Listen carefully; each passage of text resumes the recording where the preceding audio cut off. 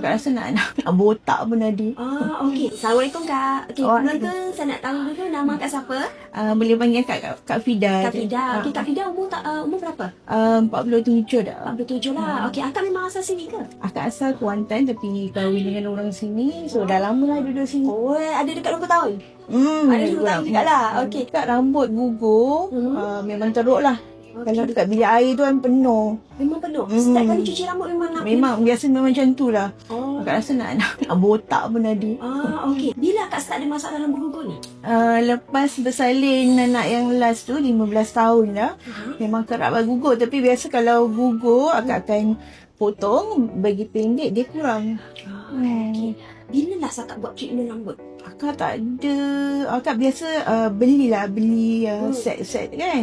Tapi biasa tak berkesan lah. Tak berkesan lah. Akak memang tak pernah langsung buat treatment? Memang tak pernah. Setiap orang mesti ada sebab dia kan. Tapi saya nak teringin lah nak satu lagi sebab akak pakai tudung kan. So akak tak kisah pun rambut nipis ke apa kan. So tak ada apa lah. Kita check dulu kulit kepala Akak punya condition macam mana. Kita akan recommend treatment yang sesuai.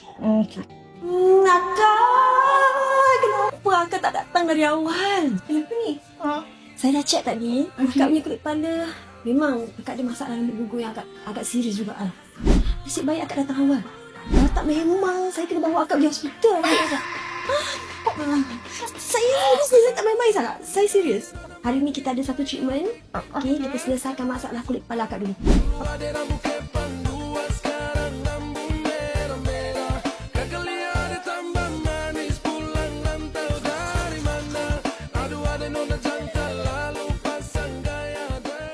Okay, so disebabkan kulit kepala Akak ni dia ada sensitif sikit. Lepas tu sekali dengan rambut gugur, so kita akan pakaikan shampoo yang memang khas untuk rambut gugur lah. So hari ni kita nak ajar macam mana nak shampoo sendiri dekat rumah dengan cara yang betul, dengan cara yang cepat. Shampoo rambut sebenarnya kena kurang daripada 5 minit. Jangan terlalu lama, tapi jangan sekejap sangat. Step yang pertama, cuci rambut dulu, basahkan rambut. Step kedua, okay, shampoo yang awak pilih tu biar sesuai dengan kulit kepala awak. Jangan guna kuku guna jari awak. Dari tengah macam ni. Dan step ke bawah. Okay, step yang keempat, kena letak conditioner dekat hujung rambut sahaja. Kita kena urut macam ni. Supaya semua conditioner tu dia boleh serap masuk dekat dalam rambut kita. Part yang pilas tu paling penting. Kalau awak ada pakai produk, pakai serum, pakai hair mask, awak ada pakai tonik, okay, masa kita cuci rambut, make sure you bilas tu memang betul-betul bersih. So tadi, Akak ni dia ada kemerahan yang agak serius lah dekat kawasan sini. Okay, kemerahan yang agak serius. Kalau you tengok ni, difference nampak. Different dia punya kulit kepala. Tapi, lepas kita buat scar RF tadi, merah dia pun memang dah start kurang dah.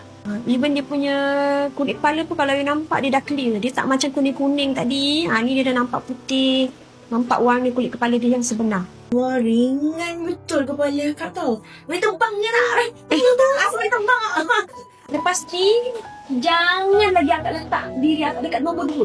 Sebab selama 15 tahun ni Akak letak anak-anak nombor 1. Akak nombor 2. Betul tak? Bukan, anak-anak nombor 1. Suami nombor 2. Last kali baru Akak. Okay? Sekarang ni zaman tu, orang kata anak-anak dah besar kan. Sekarang ni Akak letak diri Akak tu nombor 1. So Akak rasa kan, kempen saya ni bagus tak? Bagi akak bagus sebab macam akak sendiri kan, walaupun akak bekerja, tapi akak memang tak ada ingat pun untuk nak buat treatment apa semua ni, memang tak ada. Akak rasa ramai yang kat luar sana pun macam tu juga. So Akak setuju tak kalau kita teruskan kempen ni lagi? Akak setuju sangat. Setuju sangat? Okey. So kita nak buka 5 slot untuk yang orang duduk dekat area Kota Masai ni. Siapa-siapa yang memang teringin nak rasa start treatment kita dekat salon ni, I nak bagi free treatment je. Korang komen je dekat bawah, nak, kita akan PM awak sekarang.